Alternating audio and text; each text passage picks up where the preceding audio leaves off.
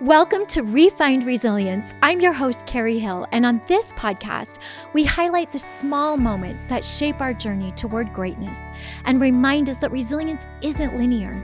Each episode features stories of perseverance and the little victories that often go unnoticed, illustrating that resilience is about finding strength in everyday life. Well, my friends, I am so thrilled to introduce you to my good friend, Jessica Devenish, who's here with me today. She is a multi-passionate entrepreneur with over 27 years of experience in founding and leading companies. She deeply understands the challenges faced by high-level executives and recognizes that true success involves 80% mindset and 20% strategy. Jessica is dedicated to self-discovery and empowering others to overcome stress and anxiety, helping clients reconnect with their true selves through mindfulness and emotional intelligence. Alongside her husband, she founded 2 businesses and welcomed their first child in just 1 week, establishing a synergistic partnership that has flourished over the years. Jessica is a proud mother of 5 children. Oh my goodness, 5 children. I love that. Who share her entrepreneurial spirit, and a grandmother to 3 with twins on the way. Yay! Residing in the Mountain West, she values the outdoors and family time, and rather than seeking conventional work-life balance, she lives each day with purpose and energy, believing that fulfillment in one area enhances all aspects of life. As a mentor and leader, she exemplifies a holistic approach to success and intentional living, inspiring those around her. And I can say every single one of those points are absolutely true. Thank you, friend. Hello, beautiful. Hello. It's so great to have you here with me so today. Glad to be here today. Happy 2025. We can still say that, right? Yes, We're in January. We can yes. say that. Okay. Jess, I want people to know you, who you are. I feel like we go through life and we meet people that are on our same frequency. And when you try to describe somebody that you love and find value in, and you just have this beautiful relationship with it just doesn't do it justice to say, let me just give you the bullet points about this person. Instead, I want people to know everybody I know. Yeah, the depth, right? Yes, like know this person. And you're one of those people I was just saying before we came on. You have this beautiful gift of bringing peace to my life. You're a very calm soul. And I think all who meet you would probably say that. So I'd love for you to introduce yourself. Well, thank you so much for saying that. That means so much to me. Yes. Well, yeah, like you said, I live in the Mountain West. I'm a mountain girl. I have 2 sisters. Mm-hmm. My dad was an avid hunter, avid outdoorsman. Okay. So we got thrusted into the outdoor life, fishing and camping and jeeping and hunting. Yeah. So, and then of course, I wanted to marry somebody that loved all those same things. Sure. I way overshot. My dad even says, wow, you thought I loved to hunt a lot. My husband, he loves it a lot. And all of our kids do. Yeah. For the most part. Yeah. I love watching your post because it's a whole family thing when you're out and about. I love it. Yeah. So we're the Devenish Sevenish. Yeah. Right. So my husband and I have 3 kids, and then we adopted my niece and nephew. Right. So that's how we became a family of, 5 and 7 overnight. Do you know there's so many people who adopt nieces, nephews, cousins, grandkids? Yeah. What was that process like for you? Because there's so many people listening that may have had that experience. Yeah. So what was that journey like for you? Well, there was a lot of sadness and tragedy around the loss of my brother-in-law. Mm. And then their mother was alcoholic, drugs. So we spent about 6 years after his passing literally trying to save her because we were just scared that they were going to lose our mom too. Mm. So just keeping her sober was a full-time job in the middle of raising my 3 kids and having my businesses. Wow. I look back now and I look at my journals and just my notes, and it's such a crazy time, isn't it? Looking back, thinking, how did I survive that time? Yeah. Yes. Just trying to save their mom. And then she just, long story short, she came and said, I'm moving to Wyoming. I found a man. I'm in love. I'm leaving. I know the kids don't want to leave. Their life is here. Will you take them? Wow. And of course, we were in some ways relieved. Because it was really a struggle to make sure they were safe and know that they were cared for. Even though they were not under our roof, we were caring for them. So there was some relief. Yeah. There was some, terrifying moments. Yeah. So we sat down with our 3 kids and said, Tina's asked if we want to adopt Libby and Caden. And my kids were relieved. They were like, yes, I want to know that they're safe every night when I go to bed. Because there was just so much worry and so much hardship and so much tragedy. That's funny. You don't really often think about the kids' experience in that situation, right? Like, you know that what you're doing to nurture and take care of people, but for them to watch you go through that process, which is stressful, it's just a trickle down effect into their life. And too, so what a beautiful thing that they were welcoming of that. Yeah. It was awesome. I mean, they went from cousins to siblings overnight. And it took about a couple years before they started calling me mom. And my kids were a little freaked out by that at first, you know? But I just wanted them to do whatever they were comfortable with. Right. You know, whatever they needed to do.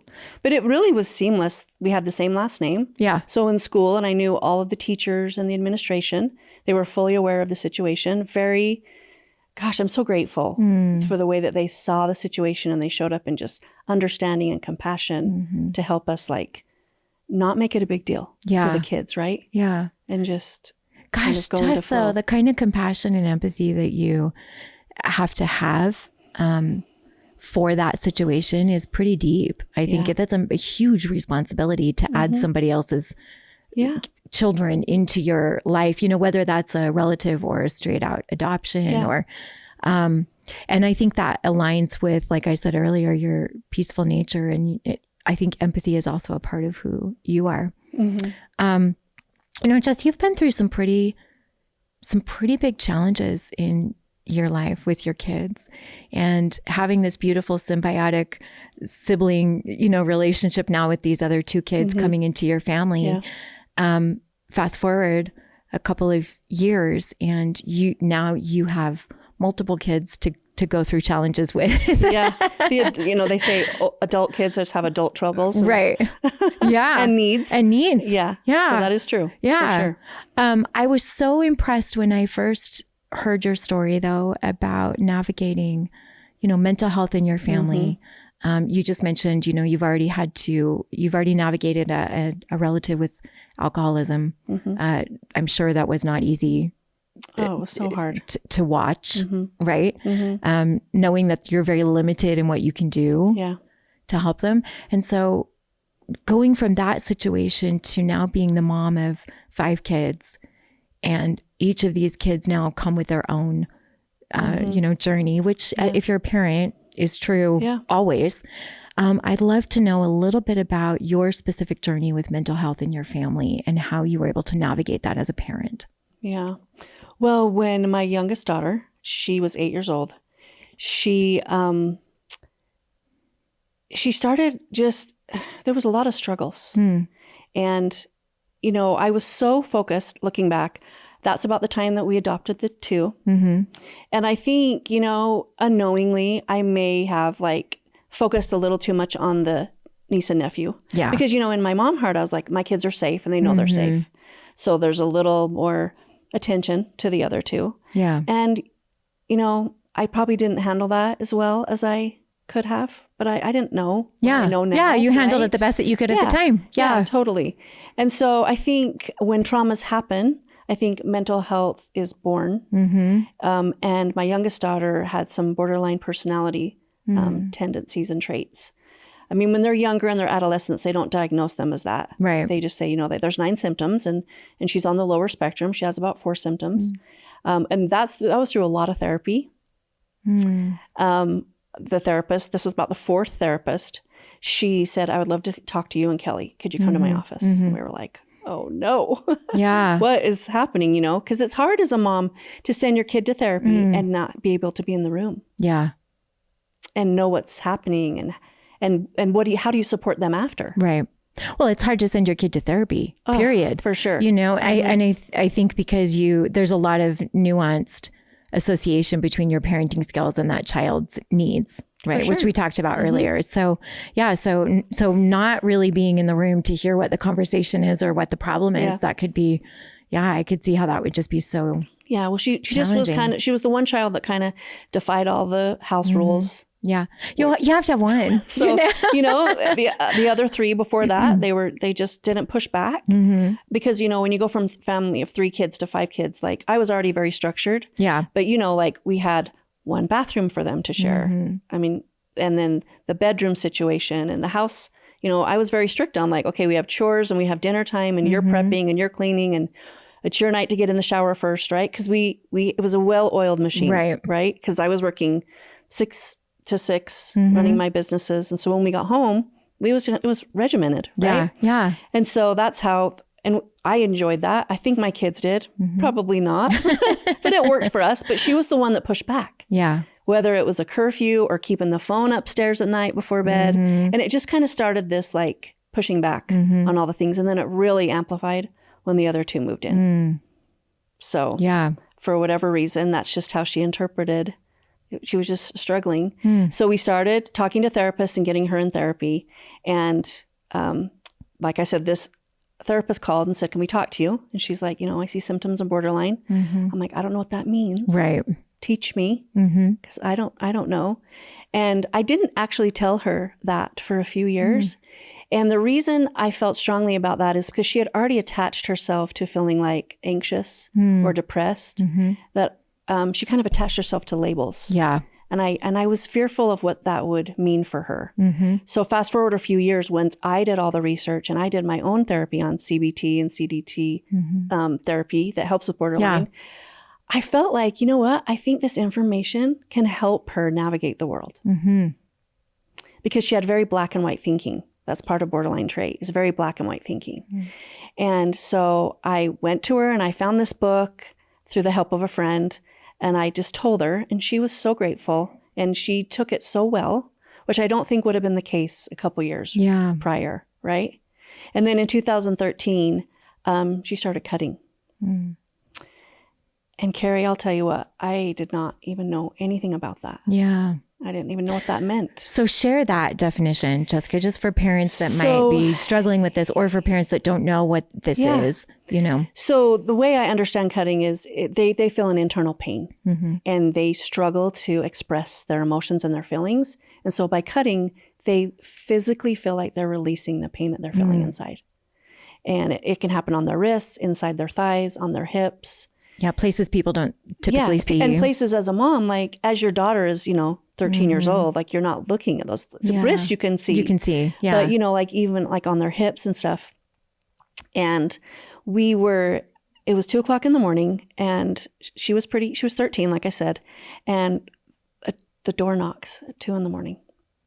And you know what happens when the door knocks at 2 a.m. and I'm thinking, is everyone in the house? What's going on? And I'm half awake, half asleep, and the front window's open by the door. And I'm like, who is it? And he's like, some Mapleton police. And so I gathered myself, I opened the door, and she had contacted a friend and threatened to take her life.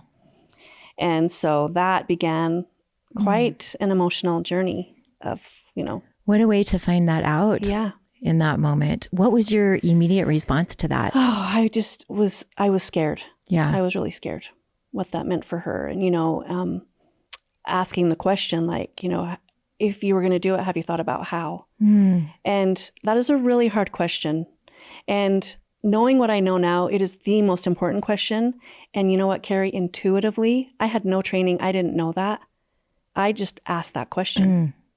Yeah. And come to find out through all the research I've done, like that is the most important question you can ask someone because it really helps you get to like where they're at in this thought process. Yeah. And what's the next step. Right. And her response was, I haven't thought about how. And so again, we just continued on this journey, stumbling through therapy and conversation and just learning what suicide ideation meant. Yeah. And how to navigate and how to support her. Do you know what I really appreciate about that story, Jessica, is that number one, you did the education to figure out like what is the bipolar spectrum of things, right? So I can know. And when you felt comfortable with the information, you shared that with her. Yeah. Right. Education is empowering. So I really appreciate that now you're on the journey together. Yeah. You're not just operating in separate buckets, which I think sometimes when we don't know how to respond to a really challenging mental health, specifically mental health journey, because when you're physically sick, you can go to a doctor, you can get a diagnosis, you can, right? But when you can't see it. Well, and there's a spectrum, that's they say, right? Yeah. And borderline personality disorder. I mean, I know what I thought that meant. Yeah. Yeah. I mean, it's not what I thought it was, you know, but I was scared. I didn't know what that meant for her or her family. And I had confided in what I thought was my best friend at the time, shortly after she started cutting. And I just said, this is what's happening. And her response to me was, oh my God, my daughter would never. Oh, Jessica. And, you do feel some embarrassment as a mom when it first happens. And that might sound shallow to some people if you've never been through that. But if you've been through that, hopefully you can understand where that feeling as a mom. There's a feeling of failure. Like, how did I've taken in these two kids and shown them so much safety and love. Did I, in the process, let my kids down? Right. So, there was a lot of introspection. And so I felt shame. I felt embarrassment. So when I told this friend that, I just shut down. I was like, this is why we can't tell anyone. We can't talk about it. Right. So gratefully, like my sisters and my husband and my parents, like they were my people. I didn't talk to them. I didn't talk about it to anyone outside that circle. Gosh, after that experience. That must be so lonely though, to go through that without, and even my sisters, they'd never been through that before. Right. Right. But they just loved me enough to hold me through it. Yeah. With no judgment at all. Right. Yeah. As opposed to this best friend at the time. Yeah. And who knows if she even remembers saying that. Right. Right. Well, and it probably wasn't meant to be to shut you down. Right. It was, but it did. Right. I was like, whoa. Right. Okay. Yeah. I've clearly done something wrong here. Right. And so that journey, that took us on quite a journey. So you've got some education. You have this education now in a silo because you're operating with you and your daughter and your family just in this little collective support group, right? And nobody really knows how to help the other person, right? And thank goodness for therapy and for people that are putting that content out on Google, on Dr. Google, as our friend Brian Pope says. But I love that you took this and you did the best that you could with it to help walk through this process. And I appreciate so much, Jessica, that you said, I felt some shame associated to this, because I think when we talk about resiliency in mental health challenges specifically, and when your person is going through a mental health challenge, you are also going through your own challenge. Have you ever heard the saying that you're only as happy as your least happy child? Yes. Amen. That's how I felt. You know, other kids were flourishing in different areas of their life. And although I did my best to, they're all individual and recognize those triumphs and still always have this fear. Right. Looming over what this meant. What it meant. Worrying. Yeah. And my other kids worried too, right? Right. Yes. And because of her borderline tendencies and what you might call outbursts, the volume of the house is dependent on this one person. Right. Is it a good day? Depending, is it a bad day? Yeah. Wow. Yeah. And I think all of the kids will say that. They all experience that. What is today going to be like? Jess, did you do some education for your other kids when you found, when this diagnosis was made and you had some information? Was that a shared family experience? We did talk about all those things. How did you do that? Because I think there's a lot of parents who, they do shut down. They don't communicate. They don't, and now the rest of the family, the siblings are left to just kind of figure it out on their own as well, right? Or the other thing is, now this kid is getting all the attention and I'm not getting any attention. And so now nobody's talking about anything that's healthy or helpful, you know? So how did you process that? And obviously, I would let her get away with things that I would never let the other kids get away with, right? Yeah. Because it was just like this level of tolerance changed. Everything changed, which, it's kind of what happens when you have your final kid, right? Your other kids are like, Mother, you would never let me get away with that. It's similar to that, right? Right. But on a much different scale. Yeah. Right. So we would just, sit down and have conversations about what was going on and how did it make you feel? And, sometimes they would express frustration because there was a lot of energy with her. And, those outbursts were difficult and they were just unnerving sometimes. And so we just talked about it. And I think that's one thing that my parents taught me. We communicate. Yeah. Even if it's so hard.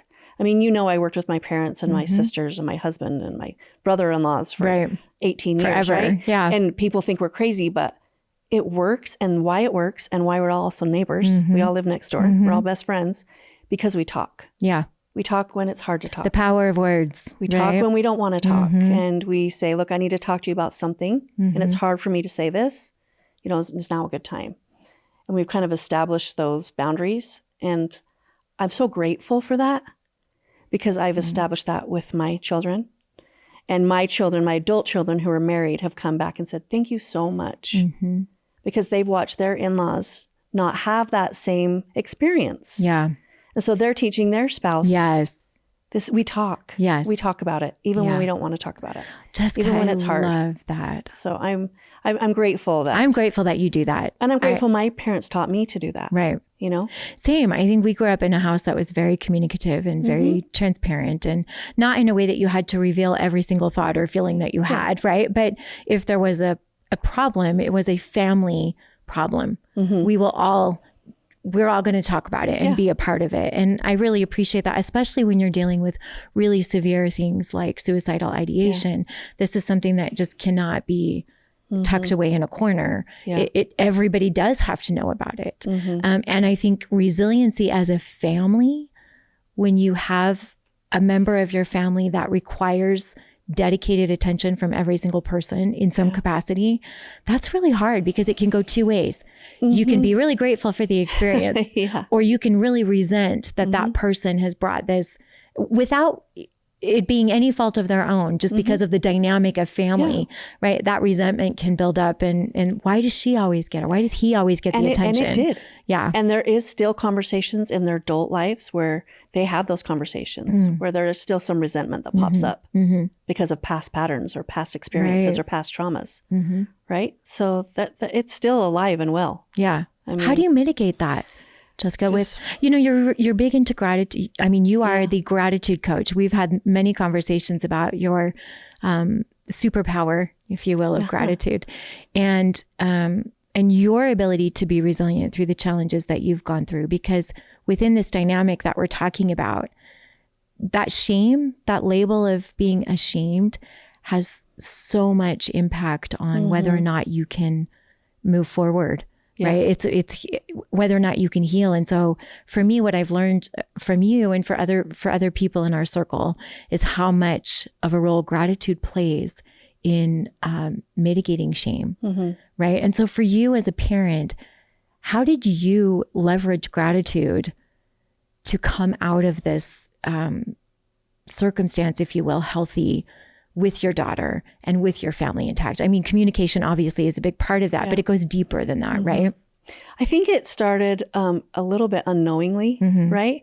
Just having my own personal quiet time, especially with 5 kids, just alone, right? And running my businesses and all those things. It was my own personal quiet time to just pause and reflect on what was working in my life. Because there was so many stresses. I mean, when my brother-in-law was killed, my husband, the grief was just, I didn't know if we were going to make it. I didn't know if he was going to make it. I had lost, part of him had died and I had lost him. And so, and then, just work struggles, running a company and employees and little kids. And then the alcoholism from the wife. All at the same time. All at the same time, right? And so I think it was just gratitude was found. It found me in those moments of quiet when I was able to journal and just write down what was going on. Because I felt like I needed to get it out. And sometimes you can't talk to anyone about, even your best friend or your spouse or your mother, like it's just too heavy. Right. It's too heavy, and just putting that on someone else feels heavy. Yeah. So I just put it in paper. I just wrote it and I just sat in silence and I gave it to God and I just prayed a lot. And maybe prayer really is where gratitude came from. Yeah. Just being grateful for what was happening, finding gratitude and okay, why is this happening to me? Right. What is this teaching me? Like, what is this experience here to show me? I love that question though. Why is this happening to me? And not in a victim mindset, but in an actual state of curiosity. Yeah. Why is this happening right now in my life? Yeah. Like I pray a lot, like, what is the next right step? What is the next What right a beautiful step? thing to pray for. What do I do next? Right? Because I think that like minimizes so much of the struggle and the trauma. And it just really puts you in a place to say, I'm moving forward, always moving forward. One step at a time. One step at a time. I know where I want to go. I have this big, hairy goal out here, but I got to take a deep breath and take one step towards that. Yeah. And I don't know what the hell that looks like. Right. I'm raising these kids. I have a business. I look around my office and I have all these families that you feel responsible for as a CEO. And just, you know, it can be overwhelming sometime and exhilarating at the same time, right? I used to think like I couldn't feel like fear and joy at the same time. But now I really just embrace the concept that I can feel so much fear and so much joy at the exact same moment. Yeah. The exact same circumstance. Yeah, full acceptance of both sides of life, right? I think we had lunch a month ago or so, and one of the things that I said to you was, I constantly feel like I have one foot in the yin and one foot in the yang, and I never know where I'm supposed to put more weight. You know? And so I really appreciate that, to accept the joy and the fear at the same time. And that fear, I mean, Jessica, you know, fear is the antithesis of all joy. Right. So to be able to sit in that space where they collectively operate for the good of you, one can be, I personally think in my life, fear has been motivating for me. It's also been detrimental, but it's been really motivating. And we've had so many conversations about that in survival mindset and thriving and abundance and all the things. But for me personally, when we talked, a month ago, you know, that was something that I walked away from our conversation was, how can I mitigate the fear so that I just have one thing that I'm feeling fear from instead of all of it. How can fear be like a catapult to move me forward, right? And like, just one area, like instead of bucketing all of them at the same time, could I just focus on one thing that I want, that I'm fearful of, you know, and move on that thing. Right. And I think that's what I hear from you in all of your experiences. I mean, losing your brother-in-law who was literally murdered, like killed, right? Or I guess in his car. Yeah. It was so, you know, one day he's there, the next day he's gone. You know, in an accident, right? And I feel like that still feels to me like, I mean, I had never experienced that kind of pain. I mean, I had lost a grandfather. Right. You know, my grandma, but I mean, those are more of a celebration of life, you know? Right. And this was just so, my everyday life's affected My now. sister died in a car accident. He's the only brother I ever knew. So, yeah, it's every day. And I've talked about that a few times with different guests, but it's just like that hole never goes away. It just gets smaller, right? And you had a sister. But, you know, you're dealing with that kind of grief. You're dealing with the alcoholism of you know, his wife. You're dealing with these kids now. You're dealing with cutting, which in and of its own is a whole thing by itself. Now you're dealing with suicidal ideation. You've got 5 kids. To your point, you've got all these businesses. Gratitude was the thing for you. Yeah. Well, and so many things were falling apart. Right. But not everything was falling apart. Right. There was so much beauty. Like, I don't look back at all of that and it's not all heavy. It's mostly beautiful and lovely. And the characteristic traits and values that my children learned and have been given through the gift of adopting them. And what I think my niece and nephew have been given, like just acceptance, empathy, compassion, love. Yeah. Right? Yeah. That is where we become who we become, is through all those hardships, right? Yeah. So even when the walls were crumbling down, there was always something that was working well. You know, so it was a lot of laughter in our house, a lot of growing up. We have tons of fun, but you know, a lot of hardship, a lot of worry, you know? So I heard, you know, what you said about being fearless, fearless. If you look at it, like we're never going to be fearless. Right. But if we fear a little bit less, like we can all do that. Right. Well, and I think gratitude helps you fear less. Absolutely. Right. Because the fear's going to be there. I can still be grateful. Right. And scared to death at the same time. Right. Right. Yeah. And that is the motivation to move forward. That's right. Yeah.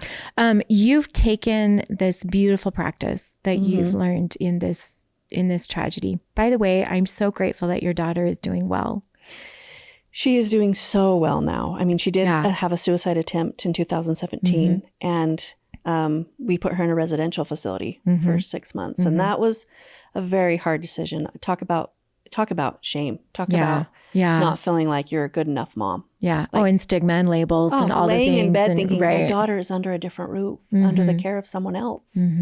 Like, how have I gotten this so wrong? Yeah. Because on both suicide attempts, she later had an attempt in 2019. In both attempts, everything was really quite warm and fuzzy at that time. Like, therapy was going great. Conversations were going great.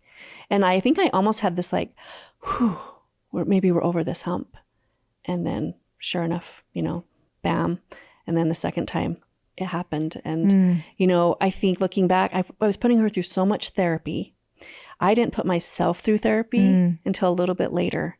And so as I've shared my story and parents have come to me, because it is a lonely place. And I just, if I could do anything, is to know that I'm there for you as a parent if you need someone to talk to, because it is so lonely. Yeah. So lonely, just being able to talk to someone about it. But in my therapy, which I should have done much sooner. So if you're a mom, we all should do therapy sooner. And you have your child in therapy, you need it too, because it is just you're carrying so much. And so anyway, this therapist said to me, because I really just was feeling so much shame and worry, and how had I gotten this so wrong? Yeah. And she had said to me, well, let's talk about like some wins from this daughter or your other children. And so I was telling her about those things, and she said, so question for you, do you take all the credit for all your other children's successes? And I'm like, well, of course not. What a silly concept. Right. And she looked at me dead in the eye and she said, then why are you carrying all the burdens and hardships of what your daughter's going through? And that it got me. It still gets me to think that. And it gave me permission to not have to carry it all. Right? Yeah. It's her journey. It's her path. I can be there to hold her hand and support her. Right. But it isn't mine to carry. Right. And why, if I'm not going to take all the credit for all the wins, why in the world would I take credit for all these struggles? Yeah.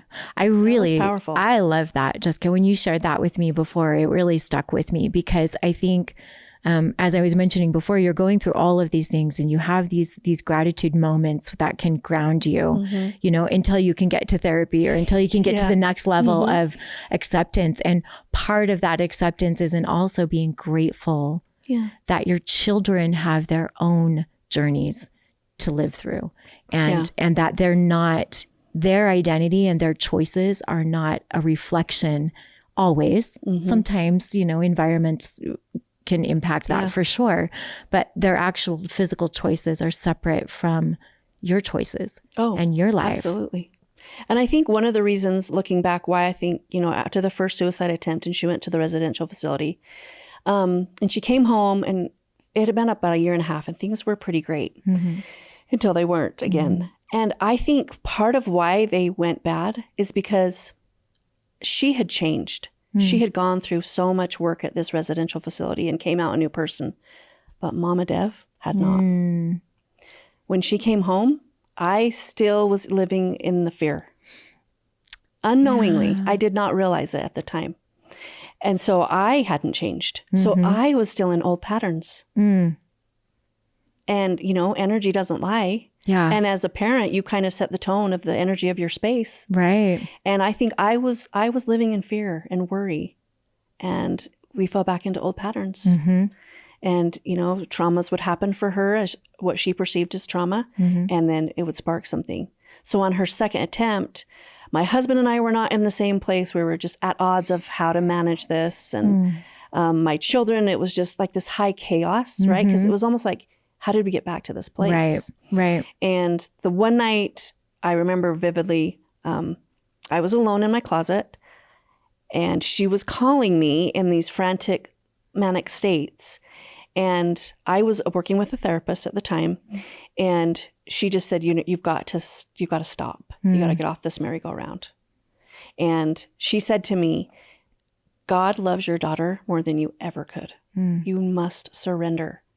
And I realized in that moment in my closet, I heard her words, and I just felt this need to surrender it to God. And I could physically feel like the clutching, the holding on, just let go. Yeah. Because I think nobody was breathing, because we were just holding so tight. Everyone was just suffocating. And once I feel like I shifted and made that change, everything settled. And it gave all of us an opportunity to be like, this is her journey. And if this is her path and this is what she chooses, God loves her more than I ever could. And I have to let it be what it needs to be. Yeah. Because I was losing myself. Yeah. Well, and especially when I think for any parent that's listening that has challenges with their kids, right? Whatever that spectrum looks like. And for you, whatever that challenge is, right? It's all relative.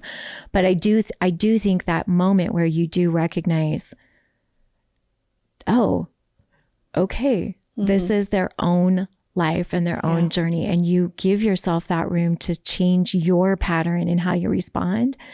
Wow. I think about how frequently I've responded to my kids in specific ways because you just build that habit. Well, and we're fixers by nature, for right? sure. Especially if you're a type A personality and a mom. Right. You're a fixer. Right. There's a problem. What are we going to do? We get into fix mode, right? Yes. And I've learned now, like even when my kids come to me now, instead of just quickly telling them what I think I would do, I'm like, what do you think you should do? Yes. Boy, isn't that the best question to give it back to your kids? Because they know. What do you think? Yeah. Right? They're just looking for validation. Right. It's the same as what, I feel like women, when we connect over struggles and problems, we're just looking for a sounding board. Like we already know what we need to do, but we need the validation of somebody listening to say, I think it sounds like you know what you want to do. You know? And my sisters and I, we have a rule. So if we need to vent, like you go to them and you're just like vomiting whatever's happening, we all pause and be like, is this a venting moment or are we solving a problem? Yes. And we do that to each other because look, I need you to help me solve this problem. Yes. So let me spit it out and then we'll get into action mode. But sometimes, Carrie, I am not looking for any advice. Right. I'm not even looking for your opinion. I just need to get this out. Yeah. And you're going to hold space for it. So this is just a venting moment. Yes. We're not solving any problems here. Yeah. Right. And so I think that's such a great way to approach that though. Is this a listening moment or is this an action moment? Yeah. Right. I to preface that, any conversation that you have, because sometimes I feel like when I do offload and that isn't there, like your automatic response is to find a solution for that person. Sure. If it's your friend, your mom, your daughter, it doesn't matter, your kids, But I think what I really appreciate about your specific journey with your daughter, and in that moment specifically where you just could surrender her to her own life, to her own choices, is how freeing that is, not only for you, but for them, for your child, right? Because then the ownership and the accountability and the pathway to resiliency is on them.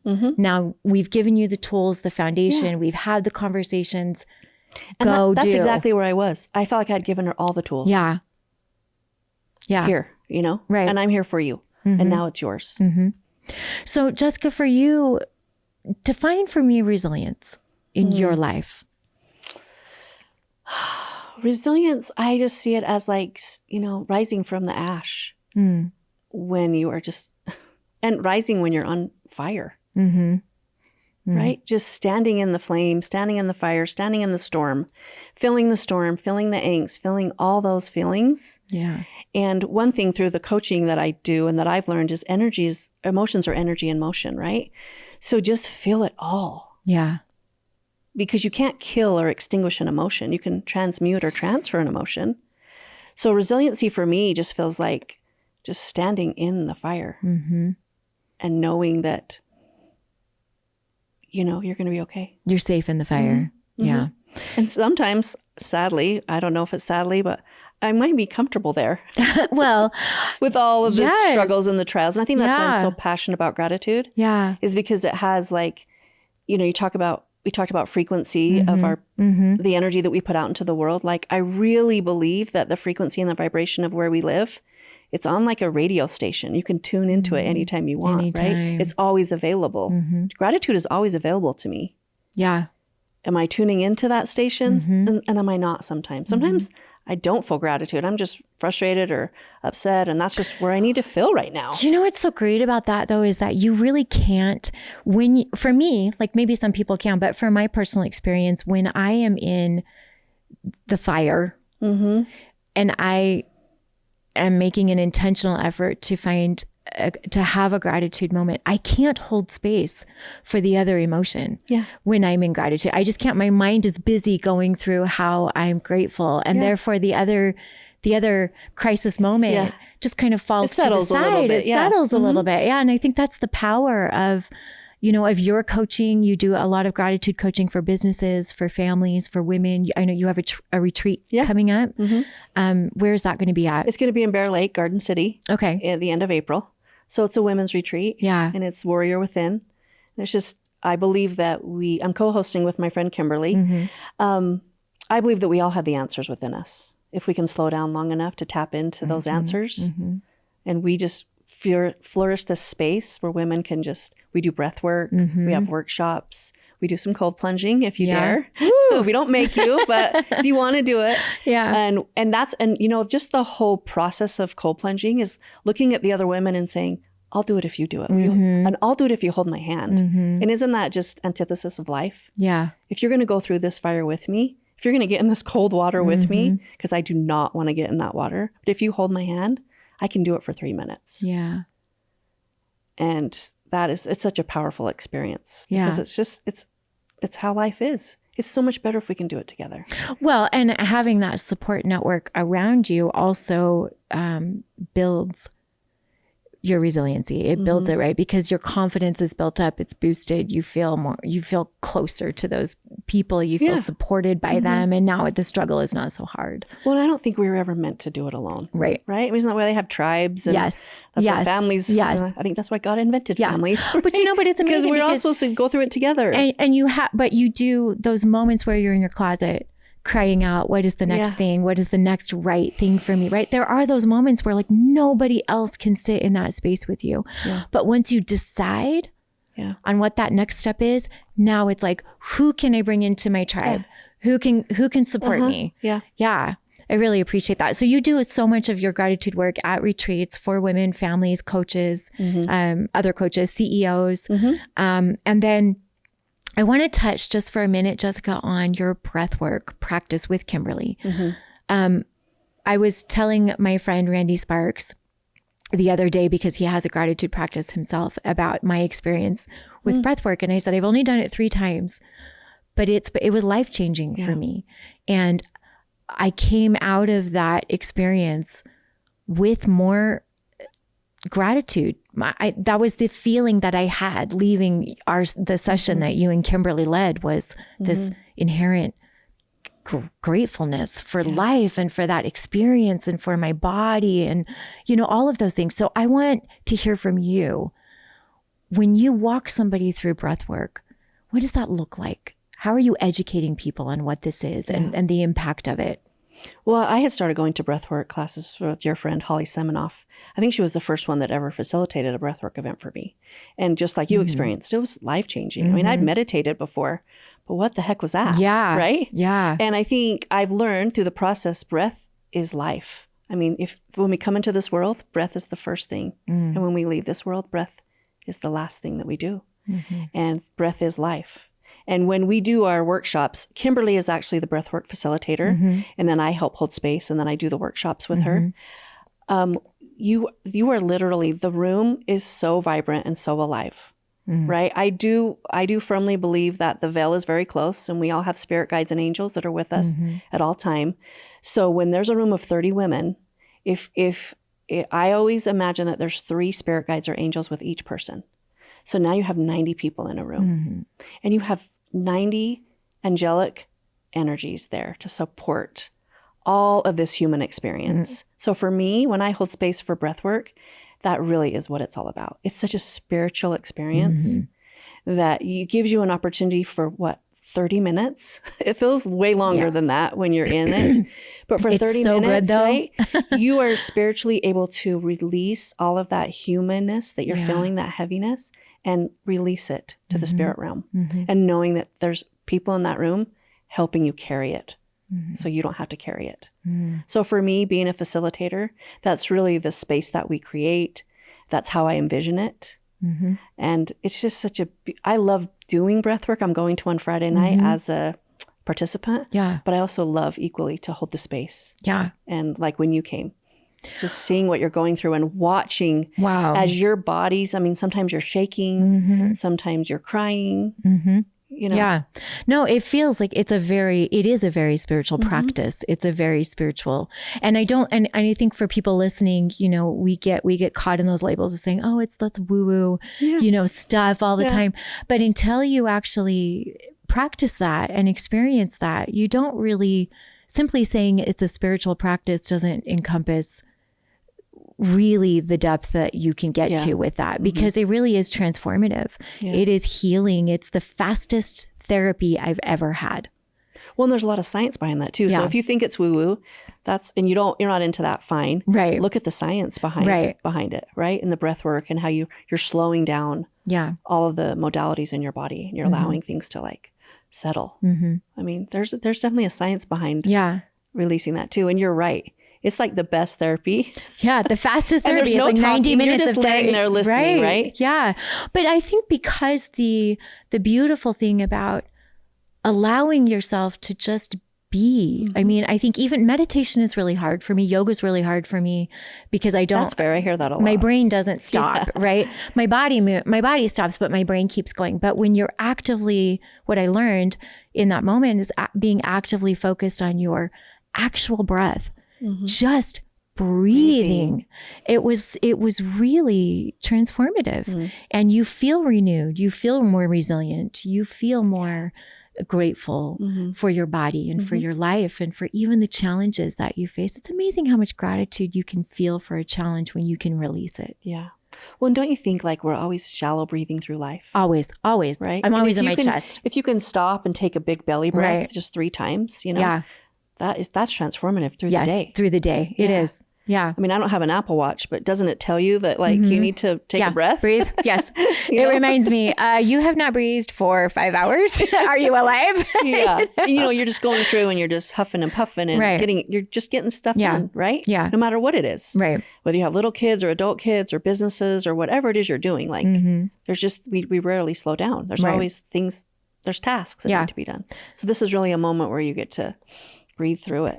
And the sooner that you can implement that, the sooner that you can connect with that in your journey, the better for you. That would be my advice. Like, I wish that I would have done this throughout really crisis moments in my life, because it would have really been an added benefit to the resilience that I can look back on now and say, I think I built that all on my own. But what would have happened if I had this? So let me ask you this. What was the thing that made you do it?